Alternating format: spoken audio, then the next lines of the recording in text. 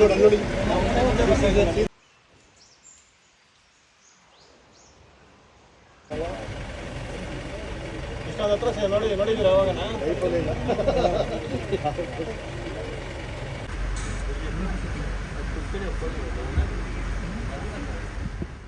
വീഡിയോയുടെ തുടക്കത്തിൽ കണ്ട ആനിമൽസൊക്കെ നമ്മുടെ സൗത്ത് ഇന്ത്യൻ ഫോറസ്റ്റിലേതല്ല. സാധാരണ സിംഹങ്ങളെയൊക്കെ കാണാൻ സാധിക്കുന്നത് ഗുജറാത്തിലെ ഗിർ ഫോറസ്റ്റിലാണ് അല്ലേ? പക്ഷേ ഇതുപോലെ സിംഹങ്ങളെയും കടുവേനെയും പുലിനെയും കരടീനെയൊക്കെ കണ്ട് ഒരു ബസ് സഫാരി നടത്താൻ പറ്റിയൊരു ഫോറസ്റ്റാണ് കർണാടകയിലുള്ള ബാംഗ്ലൂരുവിലെ ബന്നാർഘട്ട നാഷണൽ പാർക്ക്. ഇത് ബന്നാർഘട്ട ബസ് സ്റ്റാൻഡാണ്. ഈ ബസ് സ്റ്റാൻഡിൻ്റെ പുറകുവശത്തായിട്ട് നമുക്ക് ബന്നാർഘട്ട നാഷണൽ പാർക്കിലേക്കുള്ള ടിക്കറ്റ് കൗണ്ടറാണ്. മജിസ്ട്രിക്കിൽ നിന്നോ യശ്വന്ത്പൂരിൽ നിന്നോ ഏകദേശം 35 കിലോമീറ്റർ മാത്രമേ ബന്നാർഘട്ട ബസ് സ്റ്റാൻഡിലേക്കുള്ള ദൂരമുള്ളൂ. നമുക്ക് 40 രൂപയ്ക്ക് ടിക്കറ്റ് എടുത്തു കഴിഞ്ഞാൽ ബന്നാർഘട്ട ബസ് സ്റ്റാൻഡിൽ എത്താൻ വേണ്ടി പറ്റും. ഈ ബസ് സ്റ്റാൻഡിൻ്റെ പുറകുവശത്തായിട്ട് ബന്നാർഘട്ട നാഷണൽ പാർക്കിലേക്ക് വരുന്ന വാഹനങ്ങൾക്കുള്ള പാർക്കിംഗ് സൗകര്യമൊക്കെ ഉണ്ട്. ഈ കാണുന്ന ബസ് സ്റ്റാൻഡിൻ്റെ അകത്തിലൂടെ ചെന്ന് കഴിഞ്ഞാൽ നമുക്ക് ബന്നാർഘട്ട നാഷണൽ പാർക്കിലെ ടിക്കറ്റ് കൗണ്ടറിലേക്ക് എത്താൻ വേണ്ടി പറ്റും.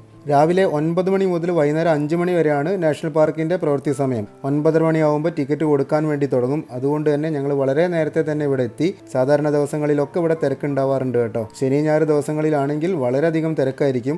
അപ്പോൾ നിങ്ങൾക്ക് വേണമെങ്കിൽ ഓൺലൈനായിട്ടും ടിക്കറ്റ് ബുക്ക് ചെയ്യാവുന്നതാണ്. ബുക്കിംഗ് ഡീറ്റെയിലൊക്കെ നമുക്ക് ഇവിടെ കൗണ്ടറിൽ കാണിച്ചു കൊടുത്തു കഴിഞ്ഞാൽ സഫാരിക്ക് പോകാൻ വേണ്ടി പറ്റും. ചൊവ്വാഴ്ച നാഷണൽ പാർക്ക് അവധിയാണ് കേട്ടോ. ഇങ്ങോട്ടേക്ക് വരുന്നവർ പ്രത്യേകം ശ്രദ്ധിക്കുക. ചൊവ്വാഴ്ച ഒഴികെ ബാക്കി എല്ലാ ദിവസങ്ങളിലും നാഷണൽ പാർക്ക് പ്രവൃത്തി ദിവസമാണ്. ചൊവ്വാഴ്ച മാത്രമാണ് നാഷണൽ പാർക്കിന് അവധിയുള്ളത്. നമ്മൾ ബസ് സ്റ്റാൻഡിൻ്റെ പുറകുവശത്ത് എത്തി കേട്ടോ. ആ നേരെ കാണുന്ന ഗേറ്റാണ് നമ്മുടെ നാഷണൽ പാർക്കിലേക്കുള്ള എൻട്രി ഗേറ്റ്. നമുക്ക് ആ എൻട്രി ഗേറ്റ് കടന്ന് വലത്തോട്ട് തിരിഞ്ഞു കഴിഞ്ഞാൽ നമുക്ക് ടിക്കറ്റ് കൗണ്ടറാണ്. ലെഫ്റ്റ് സൈഡിലേക്ക് തിരിഞ്ഞു കഴിഞ്ഞാൽ നമുക്ക് പാർക്കിംഗ് ഗ്രൗണ്ടിലേക്കുള്ള സ്പേസ് ആണ് കേട്ടോ. നമ്മൾ സ്വന്തം വണ്ടിയായിട്ട് വരികയാണെങ്കിൽ നമുക്ക് ബസ് സ്റ്റാൻഡിൻ്റെ സൈഡ് വശത്ത് ഒരു വലിയൊരു ഗ്രൗണ്ട് ഉണ്ട്. അവിടെ നമ്മുടെ വാഹനം പാർക്ക് ചെയ്യാവുന്നതാണ്. രാവിലെ 9 മണിയാവുമ്പോൾ ഈ ഗേറ്റ് ഓപ്പൺ ആവും. അപ്പോൾ ഇവിടെ സെക്യൂരിറ്റി ഒക്കെ ഉണ്ടായിരിക്കും. 9:30 മണിക്ക് തന്നെ കൃത്യം ടിക്കറ്റ് കൊടുത്തു തുടങ്ങും. നമ്മൾ വളരെ നേരത്തെ എത്തിയതുകൊണ്ട് തന്നെ നമുക്ക് വലിയ തിരക്കൊന്നുമില്ലാതെ ടിക്കറ്റ് എടുക്കാനും ആദ്യത്തെ വാഹനത്തിൽ തന്നെ നമുക്ക് സഫാരി നടത്താനും വേണ്ടി പറ്റും കേട്ടോ. ഇനി ബന്നാർഘട്ട നാഷണൽ പാർക്കിനെ പറ്റിയിട്ട് കുറച്ച് കാര്യങ്ങൾ പറയാം. 1974 ബന്നാർഘട്ട ഫോറസ്റ്റ് നാഷണൽ പാർക്കാക്കി മാറ്റുന്നത്.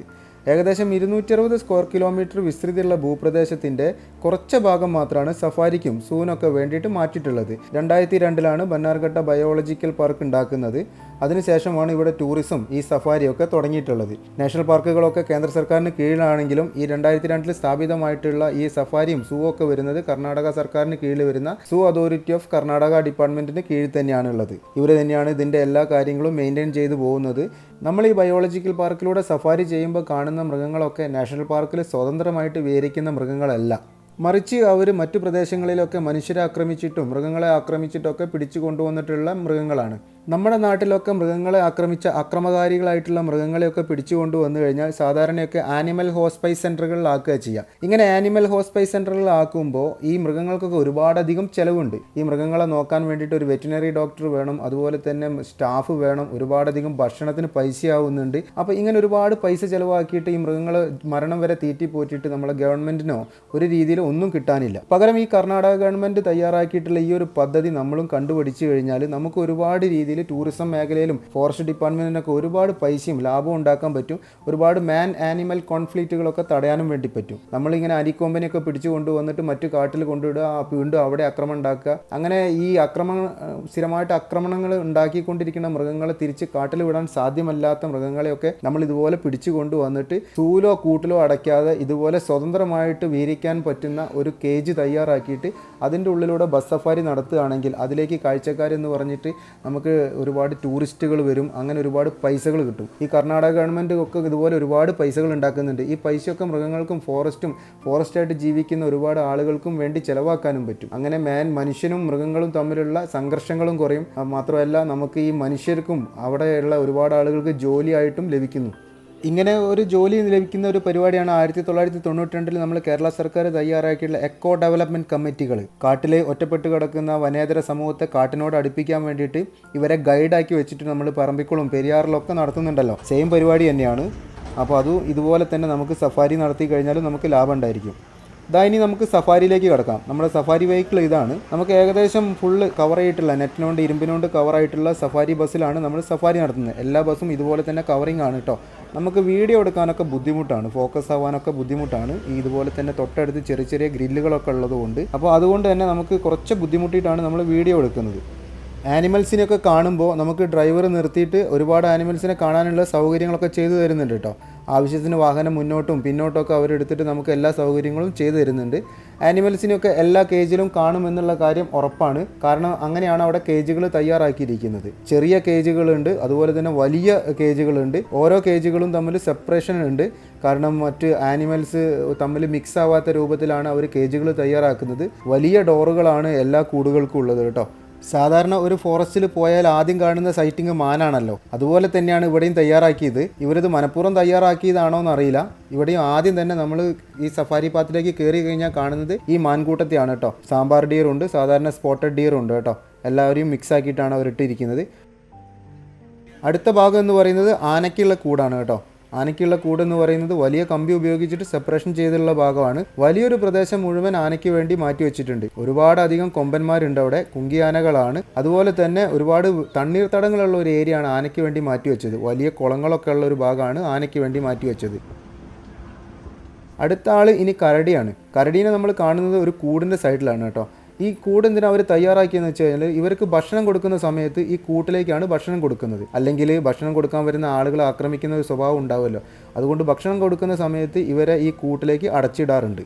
ഞാൻ വീഡിയോ എടുക്കുന്ന ബുദ്ധിമുട്ട് കണ്ടിട്ടായിരിക്കണം ഡ്രൈവർ എന്നോട് മുന്നോട്ട് വന്നിരിക്കാൻ പറഞ്ഞു കേട്ടോ. മുന്നോട്ട് എഞ്ചിൻ്റെ സൈഡിൽ എനിക്കൊരു കുഷൻ ഇട്ട് തന്നു. അപ്പോൾ അതുകൊണ്ട് നല്ല വിസിബിലിറ്റി ഉണ്ട് ഫ്രണ്ടിലൂടെ കാണുമ്പോൾ. ഇനി നമുക്ക് നല്ല രീതിയിൽ കാഴ്ചകൾ കാണാൻ വേണ്ടി പറ്റും. ഈ വാഹനത്തിൽ സീറ്റിന് പ്രിഫറൻസ് ഇല്ല കേട്ടോ. നമ്മൾ ടിക്കറ്റ് ബുക്ക് ചെയ്യുമ്പോൾ 2 പേരാണെങ്കിൽ ഒരു വിൻഡോ സീറ്റ്, 4 പേരാണെങ്കിൽ 2 വിൻഡോ സീറ്റ്, അങ്ങനെയാണ് കിട്ടുന്നത്.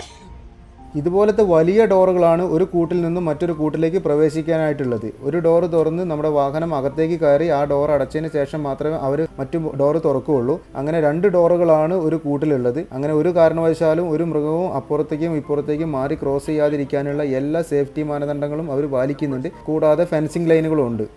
അപ്പോൾ ഇതുപോലത്തെ ഒരു സിസ്റ്റം നമ്മുടെ കേരളത്തിലൊക്കെ ഉണ്ടാക്കുകയാണെങ്കിൽ നമുക്ക് സാമ്പത്തികമായിട്ടും നമ്മുടെ ഫോറസ്റ്റ് ഡിപ്പാർട്ട്മെൻറ്റിനും നമ്മുടെ സർക്കാരിനും നമ്മുടെ ടൂറിസം ഡിപ്പാർട്ട്മെൻറ്റിനൊക്കെ ഒരുപാട് ലാഭം ഉണ്ടാവുകയും ചെയ്യും. നമുക്ക് അവിടെ ടൂറിസം നല്ല രീതിയിൽ ഡെവലപ്പ് ആവുകയും ചെയ്യും. കേരളത്തിൽ ഇതിനൊക്കെയുള്ള ഒരുപാട് ചോയ്സുകളുണ്ട്. കാരണം നമുക്ക് വെള്ളമുണ്ട്, നമുക്ക് കാടുണ്ട്, നമുക്ക് ഒരുപാട് സോഴ്സുകളുണ്ടല്ലോ. അപ്പോൾ നമുക്ക് അതൊക്കെ ഉപയോഗപ്പെടുത്തിയിട്ട് ഇതുപോലെ ചെയ്യുമ്പോൾ നമുക്ക് പ്രകൃതിക്കും ദോഷമില്ലാത്ത രീതിയിലാണ് നമുക്ക് മുന്നേറാൻ വേണ്ടി പറ്റും. എന്തുകൊണ്ട് ഇതുപോലത്തെ ടൂറിസങ്ങൾ നടത്തണം? കേരളം എന്ന് പറഞ്ഞാൽ ഇന്ത്യൻ ഭൂവിസ്തൃതിയുടെ 1.18%. അതിൽ തന്നെ 48% മലകളും 10% കടൽ തീരമാണ്. പിന്നെ ഇതിനിടയ്ക്ക് വരുന്ന ഒരു 42% വരുന്ന ഭൂപ്രദേശം. ഇവിടെ വേണം നമ്മൾ വലിയ വ്യവസായ വിപ്ലവങ്ങളൊക്കെ നടത്താൻ. അതിൽ തന്നെ 44 നദികളുണ്ട്, 34 കായലുകളുണ്ട്. അപ്പോൾ ഒരു വ്യവസായങ്ങളൊക്കെ തുടങ്ങണമെന്നുണ്ടെങ്കിൽ ഇതിൻ്റെ മാനദണ്ഡങ്ങളൊക്കെ പാലിച്ചിട്ട് തുടങ്ങണം. അപ്പോൾ നമ്മൾ കേരളം എന്ന് പറയുന്നത് ഒരു പരിസ്ഥിതി ലോല പ്രദേശമാണ്. അപ്പോൾ നമുക്ക് ഇപ്പോഴുള്ള വ്യവസായം എന്ന് പറയുന്നത് സാച്ചുറേഷൻ ലെവലാണ്. അപ്പോൾ നമുക്ക് ഇനി മുന്നേറാൻ വേണ്ടിയിട്ട് നമുക്ക് ഏറ്റവും പ്രയോജനപ്പെടുത്താൻ പറ്റിയൊരു ഭാഗമാണ് ഇതുപോലത്തുള്ള ടൂറിസം. നാച്ചുറൽ ടൂറിസങ്ങൾ ഉപയോഗപ്പെടുത്തിയിട്ട് നമുക്ക് മുന്നേറാൻ വേണ്ടി സാധിക്കും. അതൊക്കെ പോട്ടെ, നമ്മൾക്ക് ഇനി യാത്രയിലേക്ക് വരാം. നമ്മളിപ്പോൾ കയറിയത് ലെപ്പേർഡ് സഫാരി ആട്ടോ. ലെപ്പേർഡ് സഫാരി ഇവിടെ ലേറ്റസ്റ്റ് ആയിട്ട് തുടങ്ങിയതാണ്. 2 മാസമേ ആയിട്ടുള്ളൂ ഓപ്പൺ ചെയ്തിട്ട്. ഒരുപാട് ലെപ്പേർഡ് ഉണ്ട് കേട്ടോ. ഈ കാണുന്നവനെ കണ്ടു കഴിഞ്ഞാൽ നല്ല ആരോഗ്യമുള്ള ലെപ്പേർഡ് അല്ലേ, ഒരു പുലി, നല്ല ആരോഗ്യമുള്ള പുള്ളിപ്പുലിയല്ലേ. ഇവൻ എവിടെയോ ആക്രമണങ്ങളൊക്കെ ഉണ്ടാക്കിയിട്ട് അവരിവിടെ നിന്ന് പിടിച്ചു കൊണ്ടുവന്ന് ഇവിടെ ഇട്ടതാണ്. ഇപ്പോൾ ഇവിടെ സ്വതന്ത്രമായിട്ട് വേരിക്കുകയാണ്. ഇതാ കുറേ ഉണ്ട്. നമ്മളിവനെ കാണുമ്പോൾ നല്ല ആരോഗ്യവാനായിട്ടുള്ള ഒരു പുലിയാണ്. നമ്മുടെ നാട്ടിലും ഇതുപോലെ ഒരുപാട് പുലികളെ പിടിച്ചു കൊണ്ടുവരാറുണ്ടല്ലോ ഫോറസ്റ്റുകാർ. നമുക്കും ഇതുപോലെ ഉപയോഗപ്പെടുത്താൻ പറ്റും കേട്ടോ.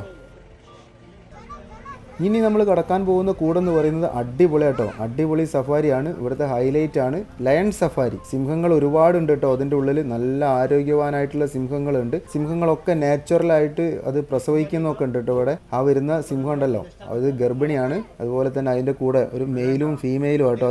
അതൊരു പെയറാണ്. നമ്മൾ ഒരുപാട് സിംഹങ്ങളെ നമുക്ക് കാണാൻ വേണ്ടി പറ്റും കേട്ടോ. ഈ വരുന്ന സിംഹം പ്രഗ്നൻ്റ് ആണ് കേട്ടോ. അവൾ പ്രഗ്നൻ്റ് ആയതാണ്.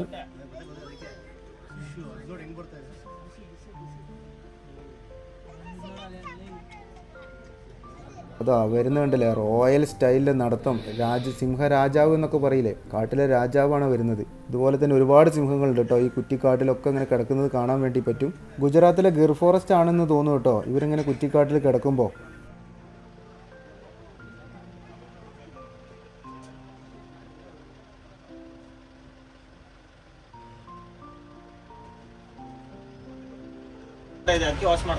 ಟೈಗರ್ ಎಲ್ಲದಕ್ಕೂ ಸೇಮ್ ಫೀಡಿಂಗ್ 530 ಈವ್ನಿಂಗ್ 530 ಎவ்வளோ ಕಿಲೋ?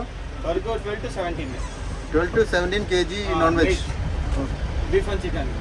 Okay okay okay.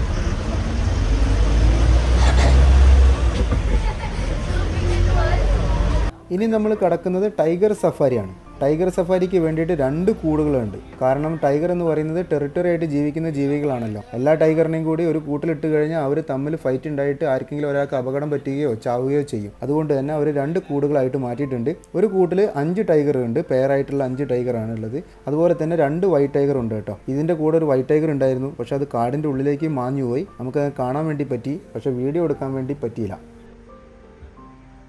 ഏകദേശം 13 കിലോമീറ്ററാണ് നമുക്ക് ഈ സഫാരി വരുന്നത്. 45 മിനിറ്റ് കൊണ്ടാണ് ഈ സഫാരി അവസാനിച്ചത്. പക്ഷേ എനിക്ക് തോന്നി കുറച്ചുകൂടെ സമയം അവർക്ക് സഫാരിക്ക് തരായിരുന്നു കേട്ടോ. അവർ ഈ മൃഗങ്ങളൊക്കെ കാണുമ്പോൾ കുറച്ച് നേരം മാത്രമേ നമുക്ക് കാണാൻ വേണ്ടി സമയം തരുന്നുള്ളൂ.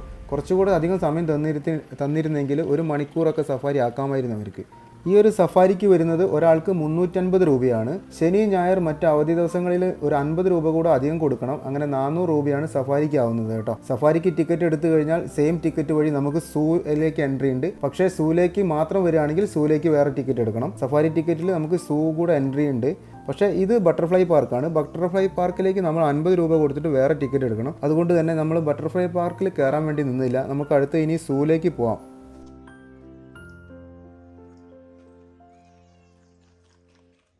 ഇനി നമ്മൾ സൂയിലേക്ക് എൻട്രി ആണ്. ഈ റൈറ്റ് സൈഡിൽ കാണുന്ന ഗേറ്റ് വഴിയാണ് സൂയിലേക്ക് കടക്കേണ്ടത്. ലെഫ്റ്റ് സൈഡിൽ ഇതുപോലത്തെ ഗേറ്റ് വഴിയാണ് നമ്മൾ നേരത്തെ സഫാരിയിലേക്ക് കടന്നത്. അപ്പോൾ സഫാരി കഴിഞ്ഞ് നമ്മൾ നേരെ വീണ്ടും ഈ സൂയിലേക്ക് എൻട്രി ഉള്ളിടത്തേക്ക് കടക്കണം.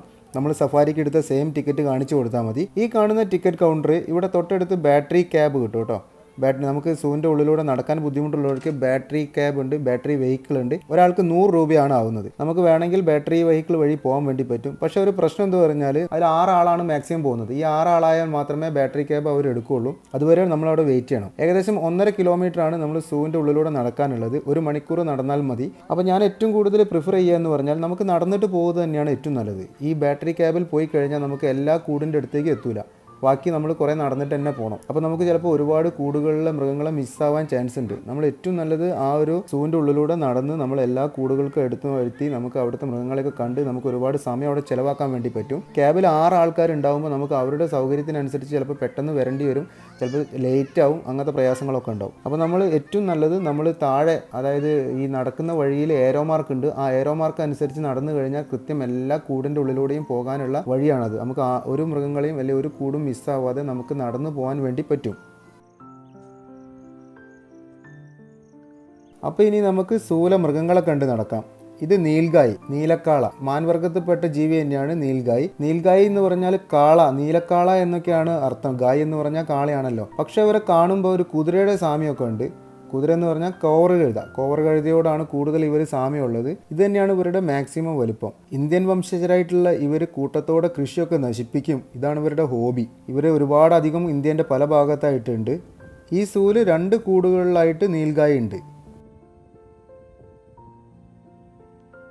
2 കടുവകളുണ്ട് കേട്ടോ ഇവിടുത്തെ ഒരു കൂട്ടിൽ. 2ഉം ഫീമെയിൽ കടുവകളാണ്. അവർക്ക് ഏകദേശം ഒരു 13 വയസ്സായിട്ടുണ്ടെന്നാണ് പറഞ്ഞത്. 13 വയസ്സെന്ന് പറയുന്നത് ഒരു കടുവേൻ്റെയൊക്കെ ഒരു ആയുസിൻ്റെ ഏറ്റവും ടോപ്പ് ലെവലിലാണ്. പക്ഷേ ഈ ഒരു കൂട്ടിലായതുകൊണ്ട് തന്നെ അവർക്ക് വീണ്ടും ഒരു 17 മുതൽ 20 വയസ്സ് വരെയൊക്കെ അവർ ജീവിക്കാൻ സാധ്യത ഉണ്ട്.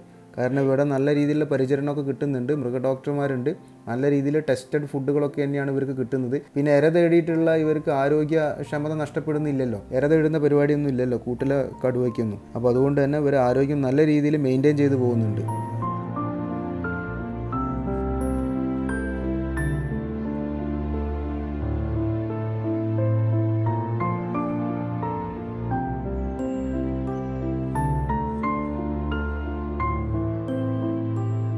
ഇനി അടുത്ത കൂട്ടിലുള്ളതാണ് ഇന്ത്യൻ വോൾഫ്, ചെന്നായ. നമ്മൾ ഈ ചെന്നായനെ കാണുമ്പോൾ നമ്മുടെ നാട്ടിലൊക്കെ കാണുന്ന ഹിമാലയൻ ജക്കാളില്ലേ, ഹിമാലയൻ ജക്കാൾ എന്ന് പറഞ്ഞാൽ കുറുനരി. നമ്മൾ കുറുക്കന് പകരം തെറ്റിദ്ധരിച്ച് ഇപ്പോൾ എല്ലാവരും കുറുക്കൻ എന്ന് പറയുന്ന കുറുനരി, അതിൻ്റെ ഒരു രൂപമാണ് ഹിമാലയൻ ജക്കാൾ ഇതിനുള്ളത്, നമ്മുടെ വോൾഫിനുള്ളത്. വോൾഫിൻ്റെ വാലും അതുപോലെ തന്നെ നമ്മുടെ ജക്കാലിൻ്റെ വാലും രണ്ടാട്ടോ നമുക്ക് അറിയാൻ പറ്റും. ഈ ചെന്നായ നടന്നിട്ടുള്ള ഒരു പാത്ത് കണ്ടില്ലേ നിങ്ങൾ, അത് സ്ഥിരമായിട്ട് അതുവഴി മാത്രമേ നടക്കുന്നുള്ളൂ എന്ന് എനിക്ക് തോന്നുന്നത്. ഞാൻ കുറേ നേരം നോക്കിയിരുന്നു, അതേ വഴിയിൽ തന്നെയാണ് അവർ നടക്കുന്നത്. അതുകൊണ്ട് അത് നമ്മൾ മനുഷ്യൻ നടന്നു പോയ വഴി മാതിരി അതൊരു വഴിയായിട്ട് മാറിയിട്ടുണ്ട്. അത് ജസ്റ്റ് ഒരു പാത്ത്, അതിന് സ്ഥിരം നടക്കുന്നൊരു പാത്ത്. ആ വഴിയിലൂടെ മാത്രമേ അവൻ നടക്കുന്നത് കാണുന്നുള്ളൂ. അടുത്ത കൂട്ടിലുള്ളതാണ് ബ്ലാക്ക് ബക്ക് അഥവാ കൃഷ്ണമാൻ അല്ലെങ്കിൽ കരിമാൻ എന്നൊക്കെ അറിയപ്പെടുന്ന ബ്ലാക്ക് ബക്കാണ്. ഇന്ത്യയിലുള്ള ജീവി തന്നെയാണ് കേട്ടോ ബ്ലാക്ക് ബക്കും. പക്ഷേ വൻതോതിൽ വംശനാശം നേരിടുന്ന ഒരു ജീവി തന്നെയാണ് ബ്ലാക്ക് ബക്കും. ബ്ലാക്ക് ബക്കിൻ്റെ മെയിലാണ് ഏറ്റവും നല്ല രസത്തിൽ കാണുന്നത്. ബ്ലാക്ക് കളറിൽ നല്ല പിരിഞ്ഞ കൊമ്പുകളൊക്കെ ആയിട്ടുള്ളത്. ബാക്കി എല്ലാം കാണുന്ന ഗ്രേ കളറിൽ കാണുന്നതും ഫീമെയിലാണ് കേട്ടോ. അടുത്തതാണ് താമിൻ മാൻ അല്ലെങ്കിൽ സങ്ങായി എന്നൊക്കെ അറിയപ്പെടുന്ന മാനാണ്. ഇവർ മണിപ്പൂരിൻ്റെ ഒരു മൂലയിൽ മാത്രമേ ഇപ്പോൾ ഉള്ളൂ കേട്ടോ. ഇവരൊക്കെ വംശനാശത്തിൻ്റെ വക്കിലാണ്. അപ്പോൾ ഇങ്ങനത്തെ മാനുകളൊന്നുമില്ല. അപ്പം നമ്മുടെ നാട്ടിൽ സാമ്പാർ ഡീറും അതുപോലെ തന്നെ സ്പോട്ടഡ് ഡീറും മാത്രമേ ഉള്ളൂ. അതുപോലെ തന്നെ വ്യാപിച്ച് കിടക്കുന്ന ഒരു മാനായിരുന്നു താമിൻ ഡീറും. പക്ഷേ ഇത് ഇപ്പോൾ വംശനാശത്തിൻ്റെ ഭീഷണിയിലാണ്. മണിപ്പൂരിലെ ലോക്താൻ തടാകത്തിൻ്റെ ഒരു മൂലയിൽ മാത്രമേ ഉള്ളൂ.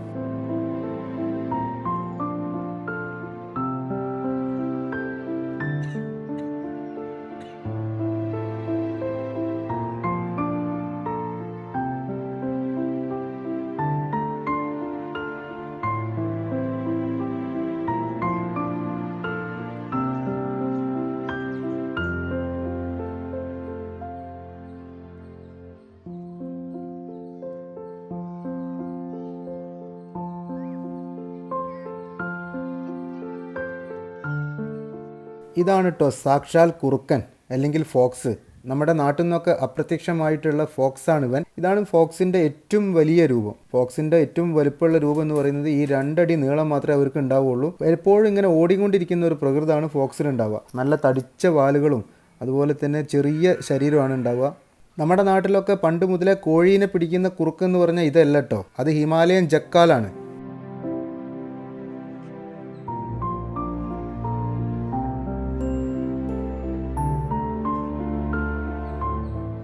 അങ്ങനെ ബന്നാർഘട്ട സ്റ്റോറി ഇവിടെ നമ്മൾ വൈൻഡ് അപ്പ് ചെയ്യാണ് കേട്ടോ. ഈ വീഡിയോ എല്ലാവർക്കും ഇഷ്ടപ്പെട്ടെന്ന് വിചാരിക്കണം. എന്തെങ്കിലും അഭിപ്രായങ്ങൾ ഉണ്ടെങ്കിൽ നിങ്ങൾ കമൻ്റായിട്ട് രേഖപ്പെടുത്തണം. അടുത്ത വീഡിയോയിൽ കാണാം.